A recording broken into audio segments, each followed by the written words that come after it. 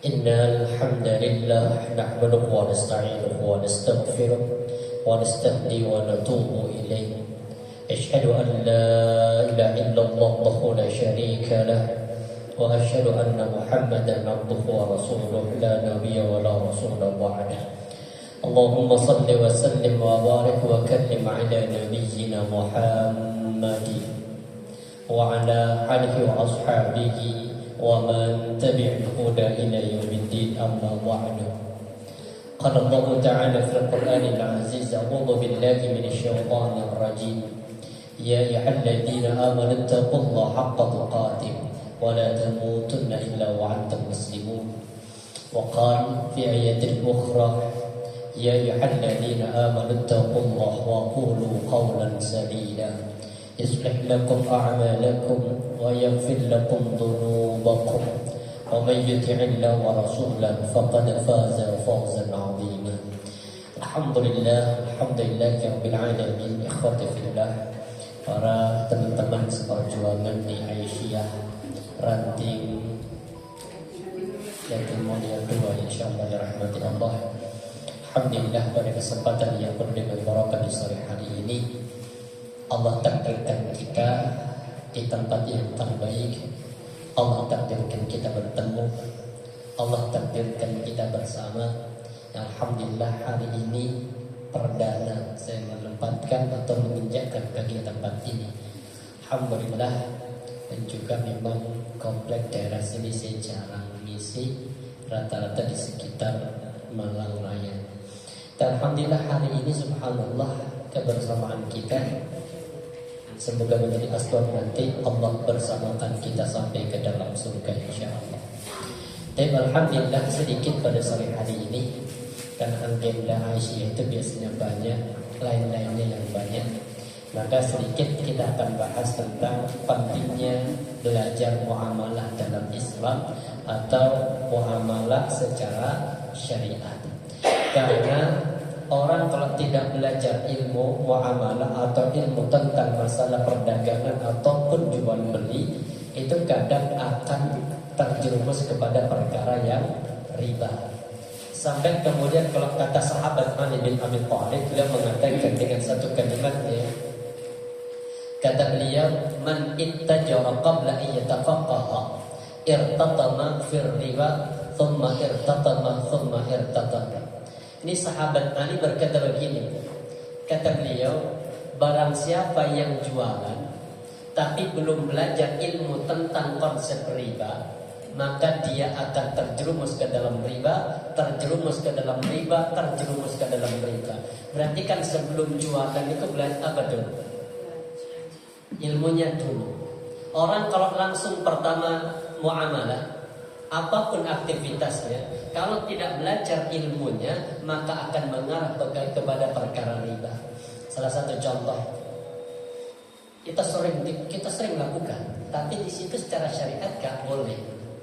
Pernah ini tukar menukar kado, biasanya kan kado kan, kayak menjelang hari raya itu kan, besok bawa kado apa isinya seharga 20.000. Kan kita bawa tumpuk habis itu.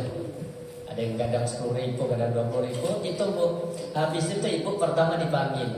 Contoh Ibu Fatimah. Ibu Fatimah datang ngambil. Padahal ini apa? Tukar menukar kado itu secara syariat bahasanya apa? Barter. Bahasa lain barter itu apa? Jual beli. Jual beli itu kan apa definisinya? Tukar menukar barang dengan barang sesuai dengan keridhaan antarodi. Berarti kan apa? Jual beli itu ada syaratnya. Pertama apa? Ada penjual, ada pembeli, ada barang, ada ijab dan qabul, ada antarodin saling ridho. Maka barter itu ini tidak memenuhi. Kenapa tidak memenuhi? Karena dia menukar barang dengan barang yang jelas isinya tidak jelas. Yang kedua, dia tukar dengan orang yang juga gak jelas. Pernah tukar menukarkan? Pernah. Sering. Kembali. Maka secara syariat itu nggak boleh, itu nggak sah. Kenapa tidak sah? Pertama, kita membeli barang, menukar barang dengan barang yang sama-sama nggak jelas. Plus kita juga nggak paham itu butuh apa enggak. Maka itu nggak boleh secara syariat. Karena barter. Barter terus gimana caranya biar boleh? Maka kado itu nggak usah dibungkus. Bawa barang, kemudian apa? Taruh di atas meja. Habis kemudian panggil Ibu Fatimah. Ibu Fatimah ngambil apa? Contoh pisau. Angkat. Siapa yang bawa pisau ini? Ternyata apa? Siapa? Bu Siti. Aku Mbak. Mau nggak ditukar dengan barangku? Barang jaringan mungkin Bu Fatimah bawa apa? Bawa kompor ya. Fatimah jangan, aku bawa kompor lagi. Mau nggak ditukar denganku? Maka Bu Fatimah itu harus apa? Antarodin kan? Mbak, ngapunten Mbak, aku nggak butuh kompor. Ya aku lu kompor wakai. Ya terus dengan butuh apa? Saya butuh kulkas.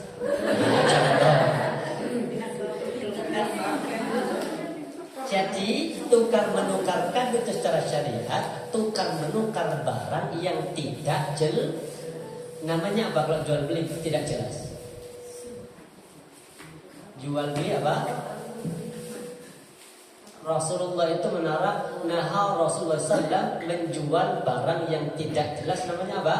Jual beli ijon. Gak jelas ikutin dulu. Ya kan?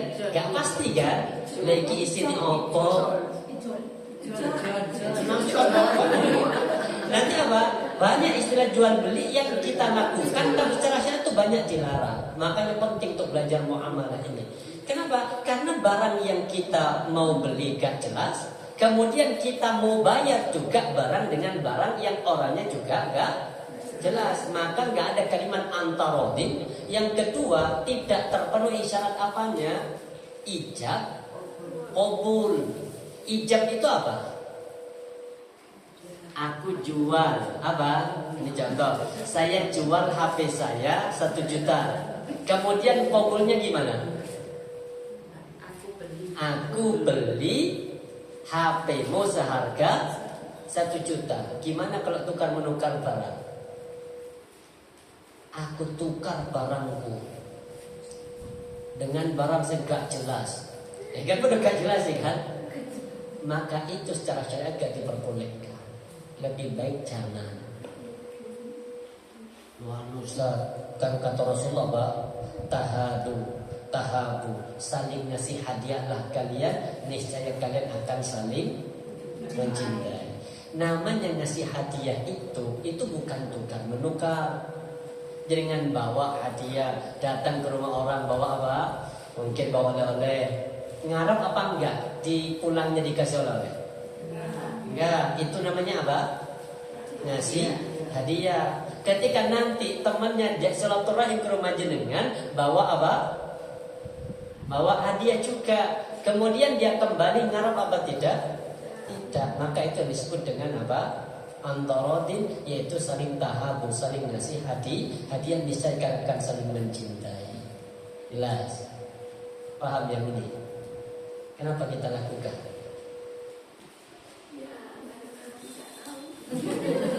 Okay, makanya kata sahabat Ali barang siapa yang melakukan transaksi sebelum paham ilmunya, maka akan mengarah kepada perkara riba. Ya kayak tadi, ini kan gak paham gitu kan. Kalimat pasti begitu. Masuk mereka online. Kita yang paling sering begitu. Setelah terjadi, kemudian dikaji sama syariat gak boleh, baru muncul. Kenapa sih Islam kok gak mau maju? Contoh yang juga dibolehkan. Cuma memang sudah biasa. Apa? Jual lewat media aplikasi online, GoFood.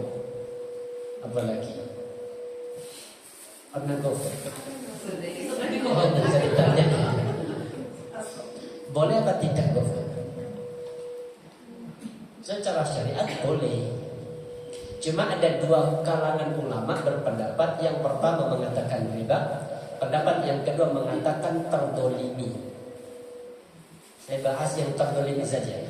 Ya, sedikit ini. Ini pengantar sih, pemanasan sebelum masuk ke pembahasan inti. Ini hanya apa?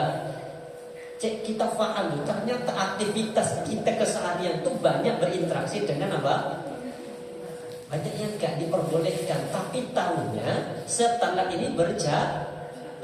Kenapa? Karena kita buka usaha dulu sebelum kita belajar ilmunya. Pernah GoFood nggak? Contoh enggak pernah GoFood aplikasi sama offline pernah? Beli di tempat yang sama. Jadi kan beli offline pernah datang ke sana, kemudian apa? Lewat aplikasi pernah? Harganya sama apa beda? Berarti lebih mahal yang mana? Apa itu? Beda ongkir ya. Kalau ongkir nggak kita bahas. Contoh gini, jenengan beli langsung itu mungkin 10.000 ya. Ketika jenengan lewat aplikasi itu harganya berapa? 12.000. Padahal aslinya berapa? 10.000. Ulama yang mengatakan riba itu kan begini. Saya contoh sebagai apa? GoFood kan. Saya sebagai apa namanya? Aplikator yang datang ke sana, apa namanya, Gojeknya. Saya minjemin ibu uang berapa untuk bayar ini? 10.000. Ketika saya datang ke rumah ibu, saya bilang berapa? 12,5 atau 12.500 lah. Saya minjemin ibu 10.000, tapi saya minta ke ibu itu 12.500. Yang 2.500 apa?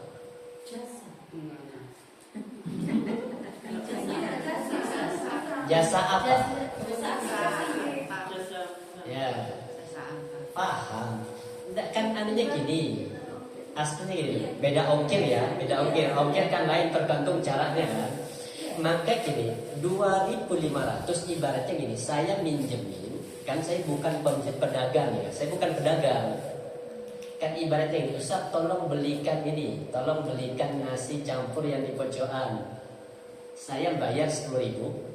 Berarti saya minjemin ibu uang berapa? 10.000. Kemudian apa? Saya apa?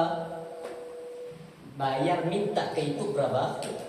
12. Berarti saya minjemin uang 10.000, minta tambahan 2,5, maka yang 2,5 ini namanya apa? Riba. Ini konsep yang pertama. Ustaz kan aplikasi itu yang diuntungkan siapa? Pembeli apa penjual?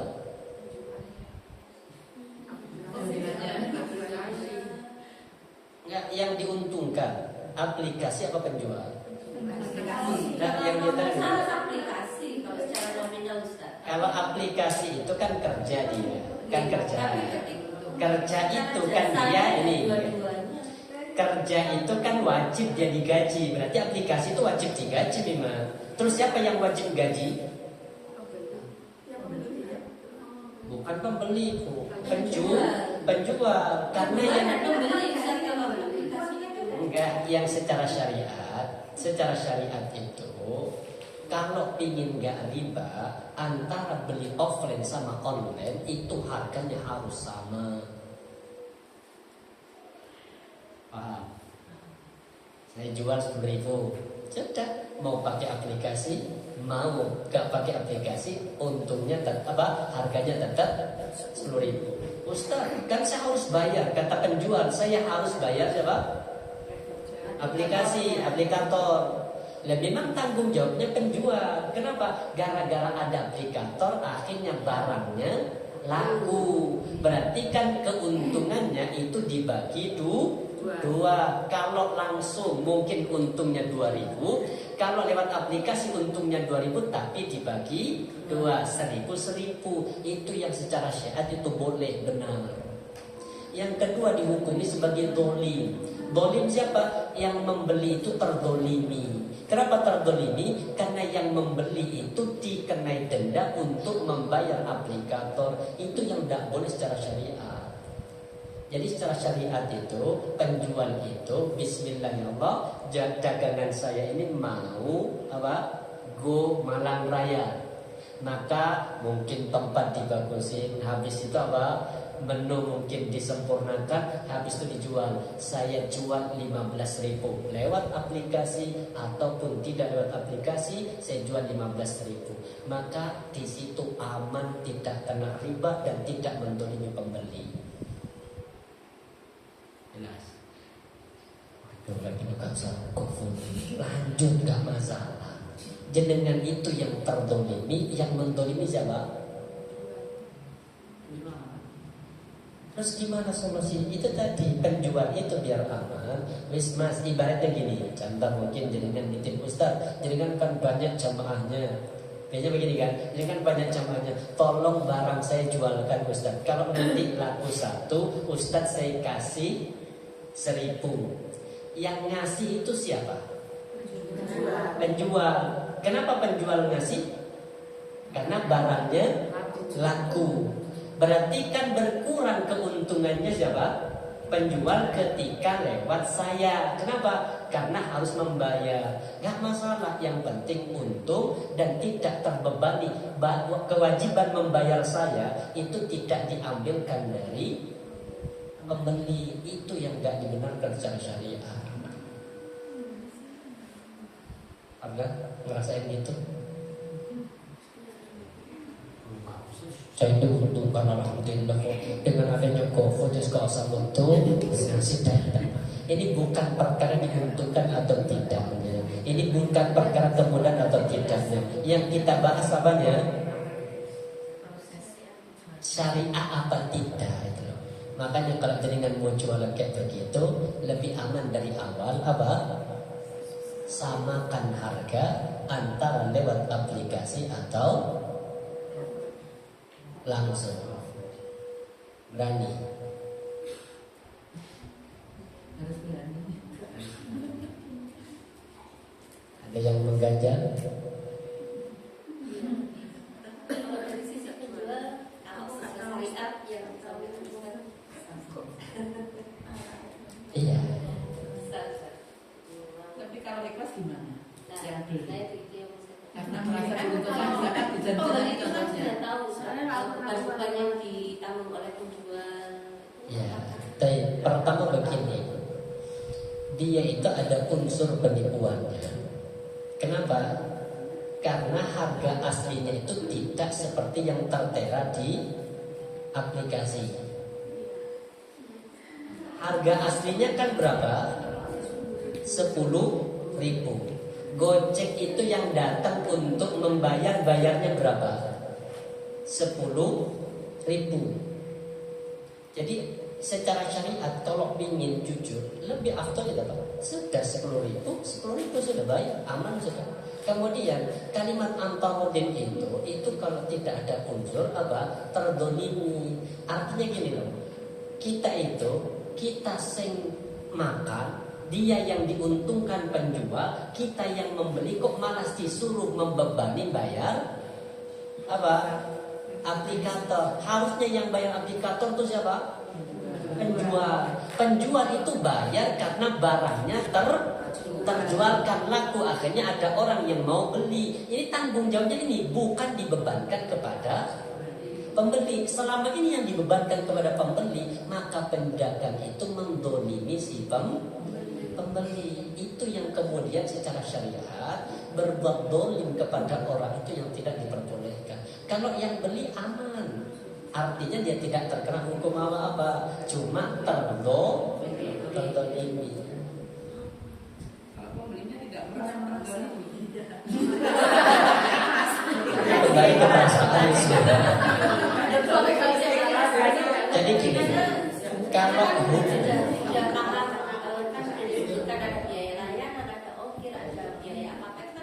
kalau ongkir itu tidak masuk ke ranah jual belinya. Ongkir itu ngantarnya itu.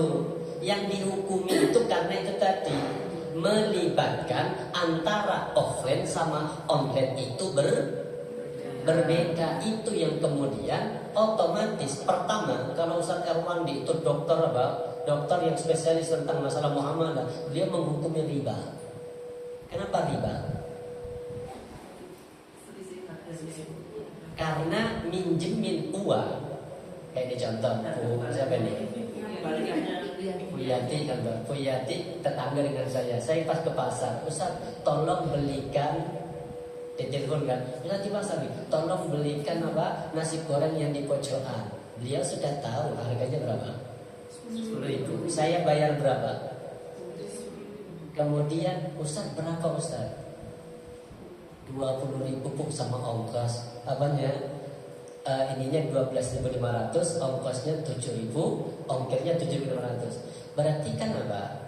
Saya minjemin uang 10.000 sebagai bayar tadi langsung ke, kan beliau via telepon, bukan nitip kan? Kalau nitip beda lagi, via telepon. Via telepon berarti kan siapa yang bayar duluan? Saya bayar dulu kan? Saya bayar berapa? Saya minta uang berapa? Ada selisih apa enggak? Minjamkan uang dan mengambil keuntungan kepada yang dipinjami itu disebut dengan riba.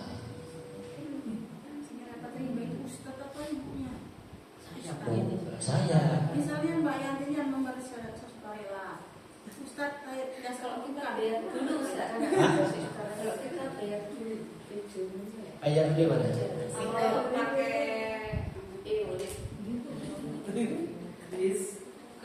Enggak, intinya kan kan maksudnya biar kita benar-benar nanti kalau belanja itu kita apa ya? Maksudnya enggak gitu loh, kalau bisa kita tinggalkan kan kita tinggalkan. jadi pertama gini kan. Jadi kalau beliau membayar sukarela, artinya apa? Beliau sudah tahu, saya tetap harus bilang berapa saya? Harus bilang berapa? 10 puk. Ongkosnya 7.500. Berarti total berapa? Ada yang terzolimi? Ada yang lebih? Artinya lebih apa tidak saya mengambil? Enggak, kan saya bayar 10.000, saya bilang ke beliau berapa? 10.000. Selesai. 7.500 apanya? Bensin tambah tenaga, itu beda di luar harga, itu aman. Tapi ketika beliau telepon Ustaz, belikan yang di pojokan, saya bayar 10.000. Ketika sampai di rumah beliau, saya minta ongkos masih 7.500. Saya bilang Bu 12.500. Saya minjemin beliau Bu Yanti itu 10.000, tapi saya minta 12.000, yang 2.500 itu yang disebut dengan riba. Itu versi Ustadz Arwani. Versi dokter yang lain ini nggak riba, hanya mendolimi Bu Yanti. Kenapa? Karena 2.500 itu untuk bayar aplikator, karena berkat aplikator jualan ini laku. Tapi harusnya yang bayar itu bukan Bu Yanti, tapi siapa? Penjual. Jangan bebani apa-apa beliau, harganya samakan dengan offline, itu aman. Kepanasan kita ganti materi. Kalau dapat promo itu gimana Pak Ustaz? Misalkan harganya harusnya 24.000, ternyata dia bayar cuma 16.000. Nah kita kan untung juga yang beli. Kadang-kadang belinya seperti itu. Sekarang gini dulu, yang menyiapkan diskon itu siapa? Penjual. Kalau penjual itu terserah, kan penjual mereka sudah mengkalkulasi sebelum diskon itu mesti sudah ada apa? Kalkulasi dulu sudah boleh tak diskon, karena mungkin apa? Iki barang stok lama, yang lama yang baru apa sudah laku, wis untung sudah pakpok lah kulaan sama apa namanya? Kulaannya sama barang yang terjual wis pakpok, iki tinggal apa? Untung, maka di apa di diskon itu boleh, nggak masalah. Kan yang mendiskon penjual, kita membeli.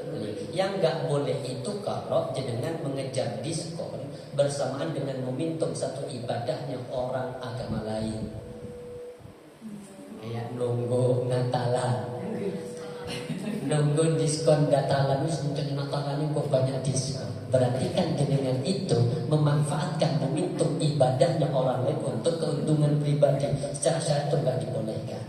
Yang boleh itu gimana? Saya mau beli, qadarullah kebutuhannya pas tanggal 25 Maret, Nyampe di lokasi kok pas diskon, itu nggak ada kaitannya dengan apa? Momentum satu tujuan ibadah. Jadi kata sahabat Ali, barang siapa yang jualan kemudian dia tidak paham konsep riba, lama kelamaan akan terjerumus kepada perkara riba. Itu versi beliau. Mengejar hadiah itu juga nggak boleh Pak Ustaz. Kenapa? Mengejar hadiah seperti ini, contohnya di Indomaret itu ada promo misalkan kecap, jadinya piring, nah, piringnya bagus, terus di rumah bayang-bayangan sebuah piringnya beli anak misalnya dia kepikiran piringnya tadi hadiahnya itu kan harganya kan sama tapi harus hadiah piring, nah itu Pertama begini, pertama ada istilah dalam Islam itu israf, ada mubadir, ada israf. Takdir, israf, mubadir sama berlebih-lebihan. Apa bedanya? Sama. Mubadir, contohnya dengan makan, terus ada sisa satu piring. Mubadir, isma'am lagi. Mubadir apa tidak itu? Bukan, itu namanya israf, berlebih-lebihan. Mubadir itu mengeluarkan harta yang kita miliki kepada perkara yang tidak seharusnya dia keluarkan. Contoh, dengan ngasih anak duit 2.000 untuk beli mercon, dorong mewah ya. Itu namanya apa? Mubadir apa israf? Mubadir. Kenapa? Karena bermain mercon itu, apalagi di bulan Ramadan, kan mengganggu orang lain. Berarti kan secara syariat haram. Kita mendukung walaupun hanya 2.000 anak berbuat haram, itu yang disebut dengan mubadir. Sedangkan israf itu membeli sesuatu barang yang gak dibutuhkan, disimpan, itu namanya israf. Ibu-ibu biasanya israf itu alat dapur, panci, jor di atas lemari saja. Habis itu yang dipakai pancet ibu, yang lengket itu ada sensasi dorongnya gitu, pancet. Sedangkan di atas lemari sudah apa? Ada. Kenapa kok disimpan? Ya itu namanya apa? Mubadir apa israf?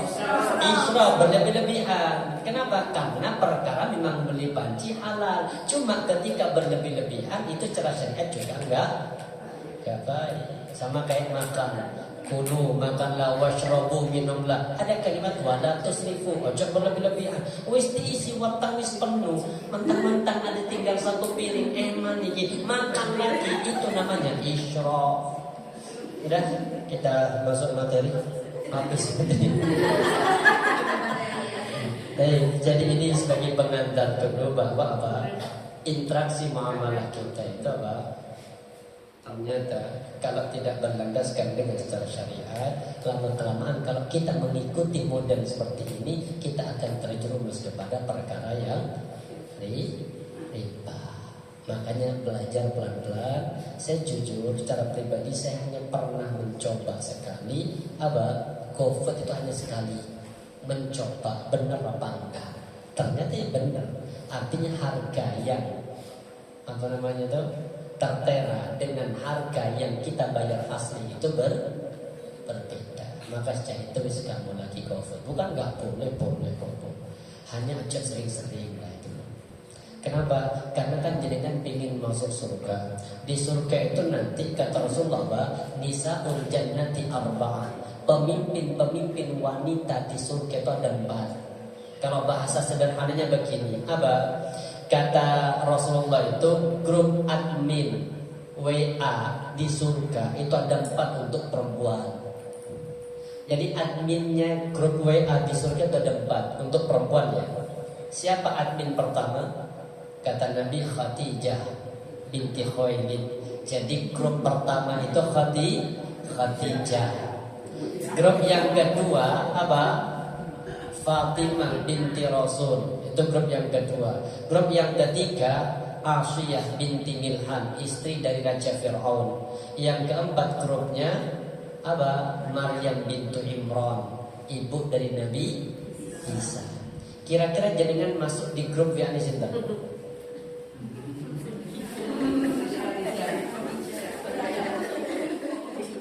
Khadijah, yakin? Pertama begini loh, syarat pertama Khadijah itu janda. kedua, Khadijah itu kaya raya.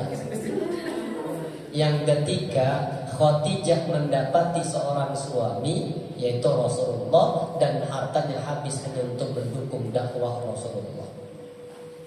Manggil Khadijah. Yang paling mirip dekat dengan jaringan itu Fatimah. Fatimah itu sebagai seorang anak, berarti beliau punya dua orang tua. Jaringan kan sama, anak punya dua orang tua. Kemudian Fatimah sebagai seorang wanita, ya perempuan ya Fatimah, ya perempuan ya jaringan juga perempuan.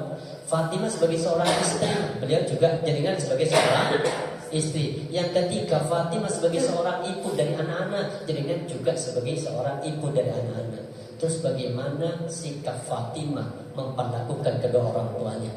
Bagaimana sikap Fatimah terhadap dirinya sebagai seorang wanita? Kemudian yang ketiga, bagaimana menempatkan Fatimah sebagai seorang istri, menempatkan Fatimah sebagai seorang ibu. Fatimah itu tidak pernah kufur.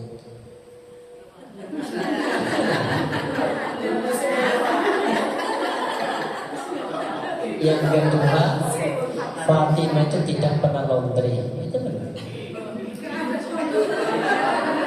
Yang ketiga, Fatimah tidak pernah bikin status.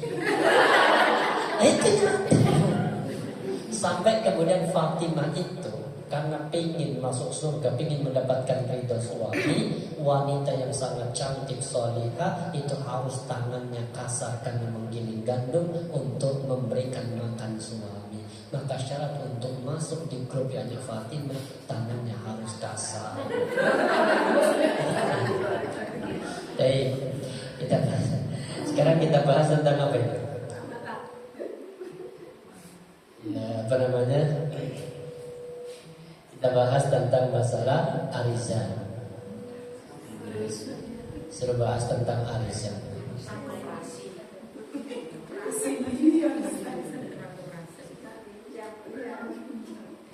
Sudah siap? Rasulullah mengatakan apa? Ar-riba thalathatun wa sab'una baba. Riba itu ada 73 pintu.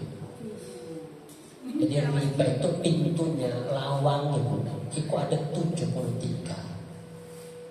Yang paling banyak riba itu tentang masalah muamalah kayak gini, jual beli. Kemudian aisaruha mithlu ayyam yahrajul ummah.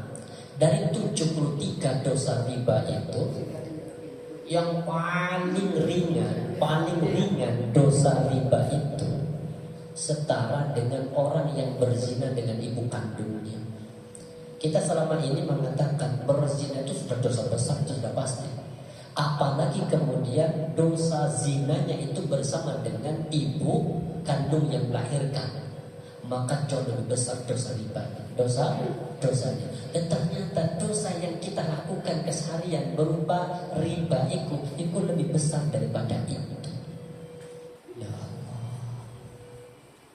Wah, kita nyata riba. Berapa tadi? Yang paling ringan setara dengan apa? Berzina dengan ibu kandungnya. Banyak ancamannya riba, saya nggak akan bahas tentang ribanya. Kemudian riba itu paling banyak ditentang masalah apa? Dain hutang piutang. Makanya kaidah secara hutang piutang ini saya bahas sedikit. Hukum arisan ada dua di kalangan ulama. Yang pertama, hukum arisan itu dihukumi sebagai apa? Haram, nggak boleh. Pendapat yang kedua, arisan itu dihukumi sebagai perkara muamalah yang mubah, boleh. Kalau secara pribadi saya condong kepada yang boleh. Kenapa? Karena arisan itu minjamkan uang kepada orang dan jumlah yang dipinjamkan dengan jumlah yang didapatkan sama. Secara hukum syariat boleh. Jadi tidak ada yang haram dalam urusan apa? Arisan. Baik itu arisan berupa arisan emas, boleh. Baik itu berupa arisan kurban. Arisan kurban itu mungkin apa? Kumpul 5 orang, kemudian iuran per tahun 1 juta. Dapat uang berarti berapa? 5 juta. 5 juta itu dibeli kambing, niatkan kurban yang dapat pertama Bu Fatimah. Sudah, berarti kan ini kurbannya Bu Fatimah. Bulan depan, tahun depan Bu Fatimah nggak boleh apa? Yang dapat tahun depan Bu Yanti. Sudah, atas nama Bu Yanti secara syariat itu boleh. Jadi hukum secara syariat apa? Hutang piutang ataupun arisan secara syariat boleh. Jelas kok. Aman insyaallah arisan. Kemudian ini sedikit, ini yang perlu kita singgung. Kata Rasulullah, ini ada hadis dari Imam At-Tirmidzi, Abu Daud, Imam An-Nasai. Hadis ini kedudukannya hasan. Apa kata Rasulullah? La yahillu salafun wa bay'un. Kata Nabi, la yahillu salafun wa bay'un. Tidak halal. Apa yang tidak halal? Salafun, piutang, wa bay'un, bergandeng dengan jual beli. Saya ulangi, tidak halal berarti apa bahasanya? Haram, berarti dilarang. Apa yang dilarang oleh Rasulullah?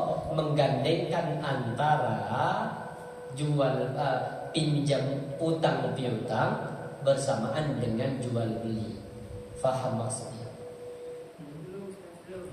Hadis yang kedua, naha an salafin wa bay'in. Kata Nabi, dilarang apanya? Salaf, piutang, wa bay'in, dan jual beli. Piutang atau piutang, menghutangkan. Yang nggak boleh itu menghutangkan bergandengan dengan jual beli. Jual beli itu apa?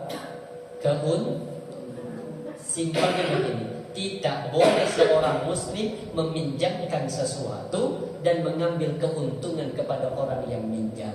Itu bahasa sederhananya. Jelas?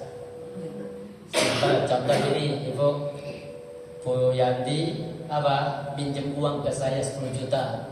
Kemudian saya bilang, Bu, apa? Jaminan jenengan itu apa? Sepeda motornya taruh di rumah saya. Ini bukan gadai, jaminan. Tapi saya pakai nih, Bu. Nanti ketika Ibu sudah bisa mengembalikan motor ini, saya kembalikan. Boleh apa tidak?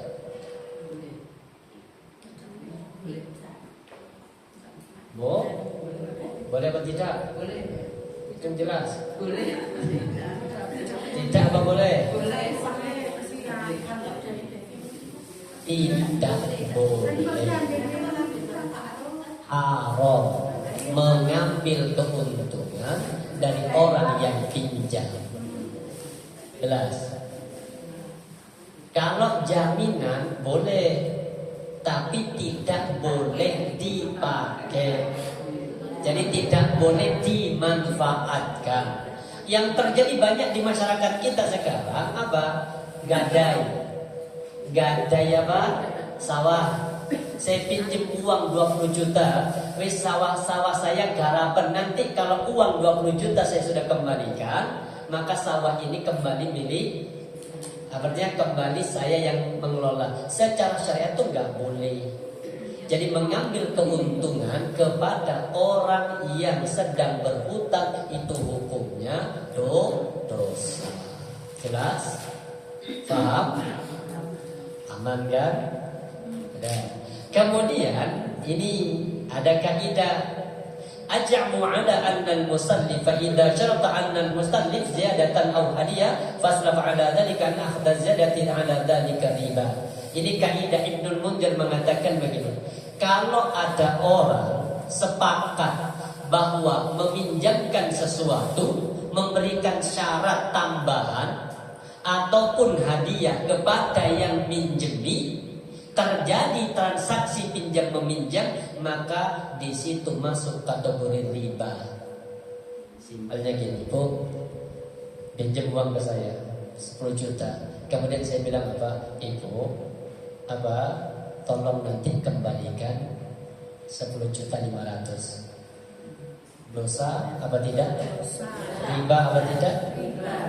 Kemudian saya minta ibu nanti setiap jaringan ke pasar, selama hutang piutang belum selesai, tolong apa? Belikan jajan di pasar, kirim ke rumah sebagai hadiah. Boleh atau tidak? Tidak. Jelas ya? Ada. Kemudian ketika arisan begini, Ibu-ibu kita bikin arisan 10 orang, per orang 1 juta per bulan. Siapa yang dapat maka dia yang ketempatan. Karena dia ketempatan maka dia yang akan makan. Maka makan di rumah orang yang ketempatan itu hukumnya Dosa. riba.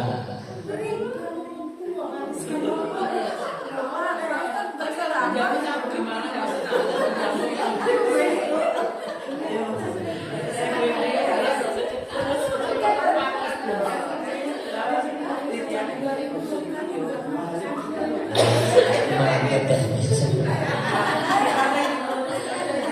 Kan sama aja dengan apa? Bu Yati tadi minjem berapa tadi? 1 juta. Saya minta kembali berapa? 1.500.000. Yang 500 namanya apa? Riba. Atau mungkin Bu apa Lali ya setiap kapan ke pasar bawain apa? Hadiah. Riba apa tidak? Riba. Kenapa arisan kok enggak riba? Jamu tadi, karena ada namanya jamu Ustaz. Maka patokannya begini. Kalau dari awal disepakati, kan disepakati kan? Akad siapa yang dapat, dia yang ketempatan. Siapa yang ketempatan berarti kan dia punya duit silihan tadi. Kemudian apa?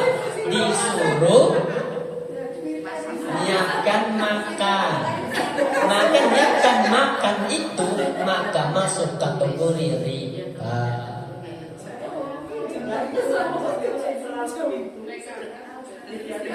Kalau sedekah jangan dikaitkan dengan utang piutang ini. Kan itu syarat di awal disepakati. Ya, jadi gimana kata sepakati?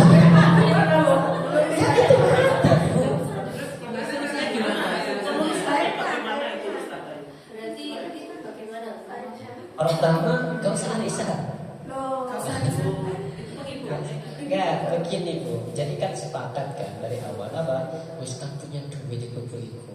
Duit tekan di ya ngutang tadi itu kan oleh arisan. Dan arisan itu akadnya apa? Utang piutang.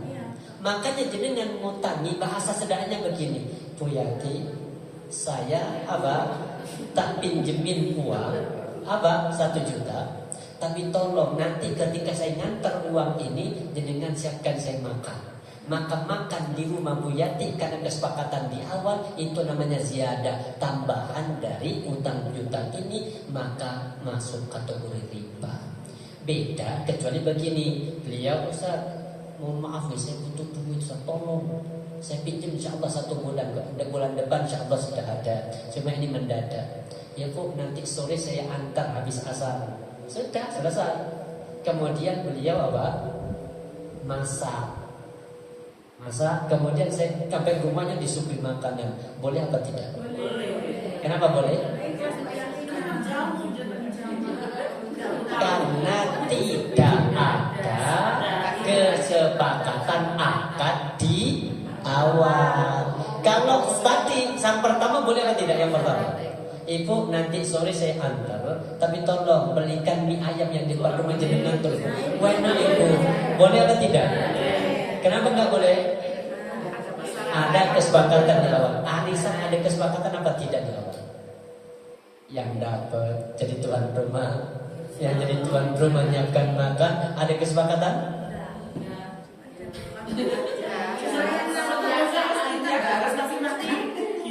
Jujur. Ada kesepakatan?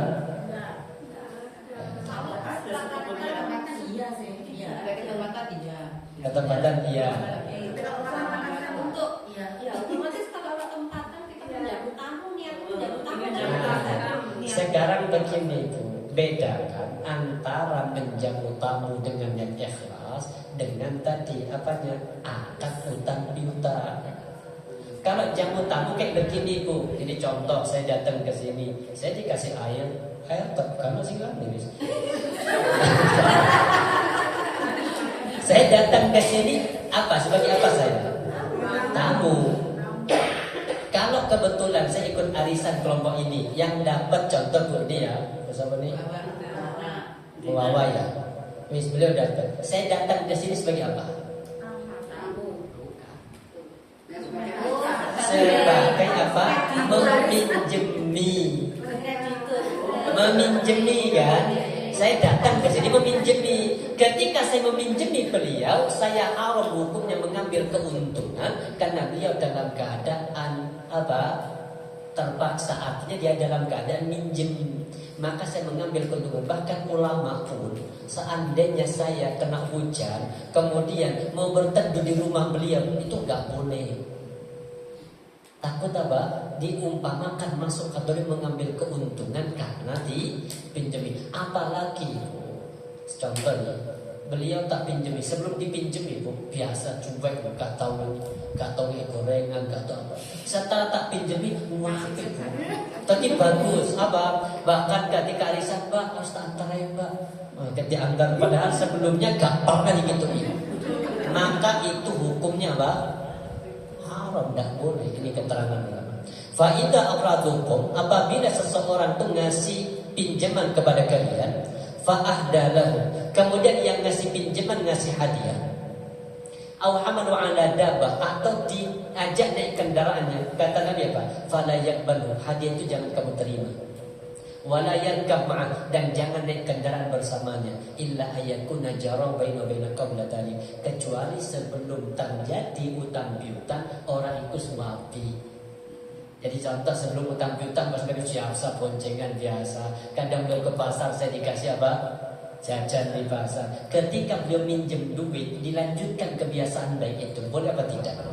Boleh. Kenapa? Karena melanjutkan kebaikan bukan karena apanya? Utang piutang. Tapi kalau sebelumnya gak tahu, sebelumnya apa? Jangankan nih gorengan, noleh juga enggak. Melaku loh yo, kadang apa? Dia sendirian gak tahu dibonceng. Tiba-tiba setelah saya kasih pinjaman, kok malah tadi baik. Maka gak boleh kita mengambil kebaikan seseorang karena apanya? Utang piutang. Terus ya Allah, insyaallah ya, aman ya. Kalau yang mana kan risannya itu bukan diakatkan aja, tapi di uang konsumsi gitu gimana? Sekarang begini solusi. Satu, kalau mau bikin arisan, tetap arisan itu akadnya apa? Utang piutang. Karena minjamkan uang yang sama, kembalinya sama. Berarti kan apa? Utang piutang. Tadi akadnya apa? Tidak boleh mengambil keuntungan kepada orang yang sedang berhutang. Maka solusi gimana? Pertama, pisahkan uang arisan sama uang konsumsi. Contoh arisannya 100, kemudian per orang apa? Kena 120, sing 20 akan memang apa? Konsumsi. Sudah konsumsi, kasihkan ke tuan rumah 20.000 kali jumlah orang masak makan bareng. Kalau nanti ada sisa, itu bukan milik tuan rumah, milik bareng, bungkus bareng. Makanya selingan Columbus, komunitas ibu-ibu pembungkus, ya betul ya. Nah, kemudian saya nggak datang disepakati tetap wajib bayar, tapi dibungkus dulu. Ustaz, so saya nggak telepon Bu, anunya jenengan apa? Nasinya ada di rumah. Oh, ngapunten saya nggak bisa ngambil, kan sedekahkan, beres, aman. Jelas. Cara yang kedua, solusi yang kedua, bikin arisan di ruang makan atau di warung makan, itu aman. Saya ikut arisan, cuma memang ya, arisannya kan ibu-ibu, cuma saya di WA sama kakak ipar, wis tulungan nih loh, saya kurang 2 cek pas setahun. Saya niatannya memang apa? Wis aku niatannya ini apa? Niatannya nabung. Apa itu terakhir ya? Terus tak tanya konsepnya gimana Mbak? Arisan di warung makan. Terus ya ini enak, siapa yang dapat dia yang menentukan. Besok arisannya di warung makan mana, dia yang punya hak menentukan. Tunjuk sudah contoh sini mana yang paling dekat yang jangan tahu. Sun Garden contoh, sudah ke Sun Garden, OTW sudah pesan sendiri, makan sendiri, pilih menu sendiri, bungkus OTW, bayar OTW, aman. Jadi nggak dibebankan kepada siapa? Tuan rumah. Itu boleh, bebas. Bukan nggak boleh arisannya, akadnya itu. Sama seperti tadi. Ya, maka solusi tadi apa? Niatkan kalau keluarga itu wis bukan arisan, apa? Nyumbang. Nyumbang sing apa? Sing mau ketempatan. Yang mau ketempatan apa? Contoh 20.000 per orang. Wis kekno sapa sing dadi? Siapa yang mau dari tuan rumah besok? Aku. Sudah 20.000 kali berapa orang kasihkan iki masalah. Itu namanya bukan arisan, apa? Nyumbang tuan rumah. Tapi kalau akadnya masih arisan ya tetap apa? 100.000 tuan rumah nyiapkan makan karena sesuai dengan kesepakatan, maka makan di situ perkara bagian dari tambahan dan itu nggak boleh. Berat. Insyaallah dan waktu kita lanjut. Subhanallah wa bihamdika asyhadu an la ilaha illa anta astaghfiruka wa atubu ilaik. Cukup pun sesuai pun tambah. Masih kurang Pak Ustaz.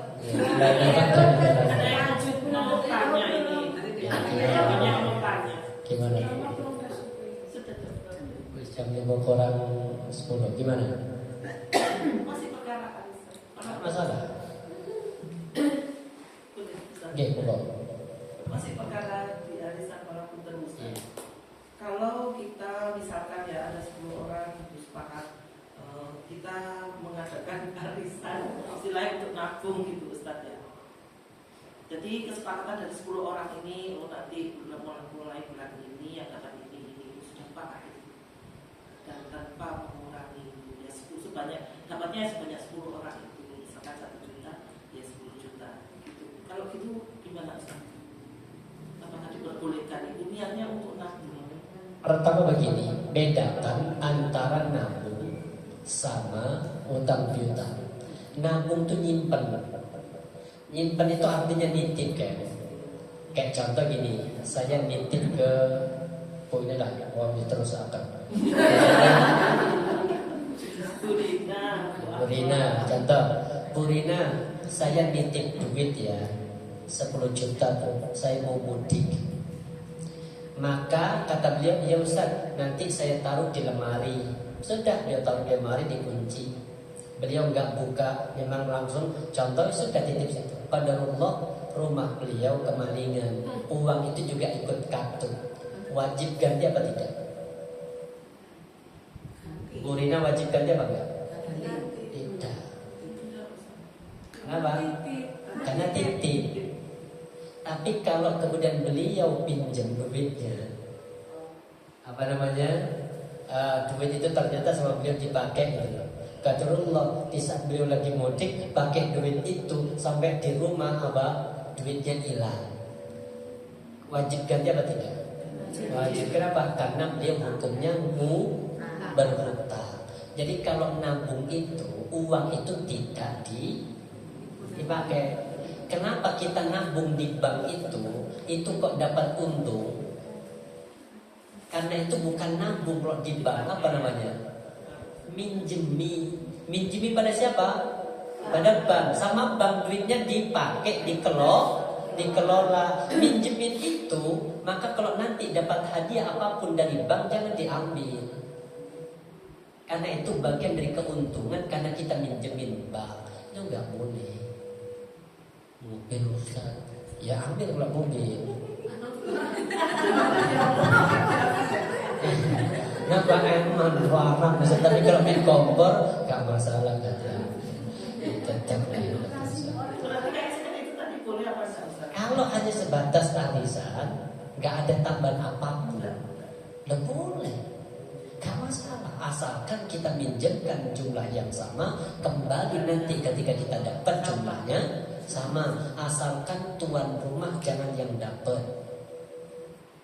Gak pakai tuan rumah Ustaz, online transfer aman itu pun. Yang masalah itu tadi akad tambahan apa? Tuan rumah harus nyiapkan konsumsi. Nah, nyiapkan ini kan akad disepakati di awal, diminta. Ketika kita datang ke sana tujuannya apa itu? Minjemi, dikasih makanan, ngambil makanan di situ, itu perkara yang gak boleh. sudah terlanjur dapat tengah-tengah itu gimana? Alasannya maksudnya diteruskan apa? Pertama begini, apa? Kalau bisa, ini solusinya. Lebih baik gini, yang dapat tuh jangan tuan rumah, itu enak, aman. Contoh gini ya, arisan sebanyak ini ditunjuk dari awal. Tuan rumah pertama ibu ini, tuan rumah kedua ibu itu. Di rumah beliau dikocok, ternyata yang dapat ibu ini, Ibu Yati. Pertemuan selanjutnya kemana? Ke sini apa ke sana? Ke ini. Kita ke rumah beliau itu ngapain? Silaturahim. Minjemin ke siapa? Boleh apa tidak beliau jakan makan? Boleh. Kenapa? Karena beliau nggak punya duit, nggak minjem ke jenengan. Beliau itu sahibul bait. Masak beliau, makan di rumah itu boleh. Karena ini yang minjemkan, ini yang minjem, yang punya duit siapa? Beliau. Yang masak siapa? Boleh itu aman. Jadi kalau bisa wis tukar wae wis dari awal gitu. Kalau nanti pembukaan baru disepakati kayak begitu. Gak ada makan-makan atau boleh makan-makan gimana? Di list tuan rumah Bu Yati. Di list kata Bu Yati, menu besok makan kita apa? Lalapan, apa namanya? Bebek. Di list aku bawa piringnya. Beliau nyiapkan piring. Aku bawa kerupuk. Bu Fatimah bawa ini. Habis itu kumpulnya tumpuk di rumahnya Bu. Jadi makan bareng, aman itu, gak apa-apa, aman. Kenapa? Karena gak ngambil keuntungan kepada yang sedang berhutang, itu boleh. Atau solusi yang lain apa? Ikat tadi arisannya tentukan tuan rumah dari awal, itu aman sudah insya Allah. Selain waktu kita lanjut insya Allah.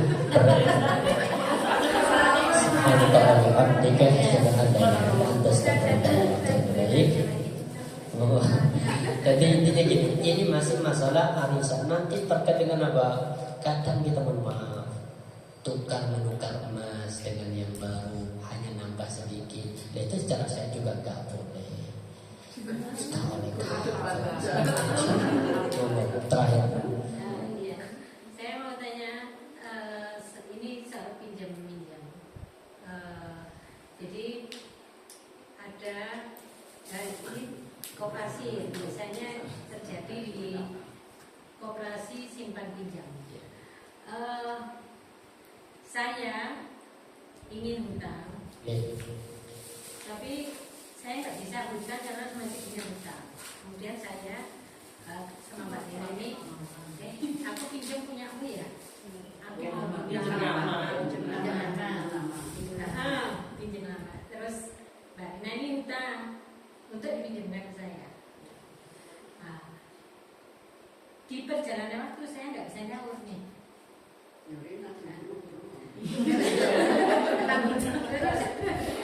Apa penanggung ini bertanggung jawab terhadap hutang yang saya nggak bisa nyaur itu?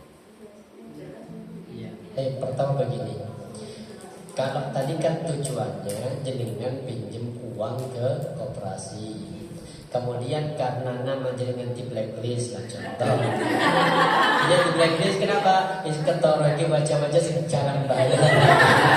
Maka nyari orang yang dipercaya usuk bisa hutang. Kemudian ketemulah sama Barina. Tidak kenal Barina karena kelihatan dari wajahnya kalau tidak hutang mesti bayar, tapi dikasih. Kemudian yang jenengan yang aslinya pinjam kan jenengan. Secara syariat itu boleh, hanya pakai nama. Ketika tidak mampu bayar, maka pihak dari koperasi itu tidak menagih ke jenengan. Menagihnya ke siapa? Barina. Maka wajib Barina itu untuk bayar, karena beliau yang bertanggung jawab. Karena itu apa? Jenengan itu wajib nyaur ke. Ketika ternyata jenengan enggak nyaur, maka nanti pada hari kiamat jenengan nyaur pakai pahala. Beliau dapat tambahan pahala tahajud jenengan, dapat pahala Allah. Jadi yang bertanggung jawab itu tetap secara hukum apa? Itu yang pinjam, sama kayak gini lah. Suami jenengan pinjam. Ternyata sama suami duitnya kayak istri, entah duit suaminya kayak Zomba. Bayar siapa yang wajib tanggung jawab? Ya tetap suami. Jelas ya, itu boleh. Kemudian sedikit di koperasi itu juga sama itu. Koperasi itu kadang kena potongan administrasi lah, kena akatan apa sukarela lah. Kalau itu semua akad di awal, mau itu sukarela, mau itu potongan administrasi, tambahnya itu bagian dari riba. Ustaz sukarela Ustaz, di mana-mana orang kalau suruh bayar itu gak suka bu, mesti gak rela, terpaksa, mesti kurang. Lo kok sendiri, ya karena duit money terpaksa, itu. Kalau utang piutang itu nggak ada konsep ridho. Sama kayak tadi Bu Yati minta pinjemin uang 1 juta, tapi tolong kembalikan 1.200.000. Ridho Ustaz, ikhlas. Boleh apa tidak? Beliau ikhlas, boleh apa tidak? Nggak boleh. Kenapa? Karena akadnya di awal. Kecuali nggak ada akad, monggo bosan pakai. Nanti kalau sudah longgar, uang jaringan sudah punya, kembalikan. Ternyata benar beliau mengembalikan 1.200.000. Ini orang terbaik. Kenapa orang terbaik? Karena kata Nabi, orang terbaik itu ketika dia pinjam mengembalikan dengan kelebihan. Kenapa kok masuk harus dikembalikan dengan kelebihan? Karena uang itu jumlahnya sama, tapi nilainya makin lama makin turun. 2 tahun yang lalu 5 juta itu dapat kulkas pintu 4. 5 tahun kemudian dengan jumlah yang sama 5 juta dapat pintunya. Artinya iya, tetap 5 juta, tapi apanya yang berkurang? Makanya orang yang minjem itu harus sadar diri, ketika mengembalikan, kembalikan dengan kelebihan. Loh Ustaz, kenapa sukarela kok nggak boleh tadi? Minjem di koperasi kena sukarela, kenapa nggak boleh? Karena disepakati di awal. Ikut akad di awal itu yang akan berubah menjadi haram. Assalamualaikum warahmatullahi wabarakatuh.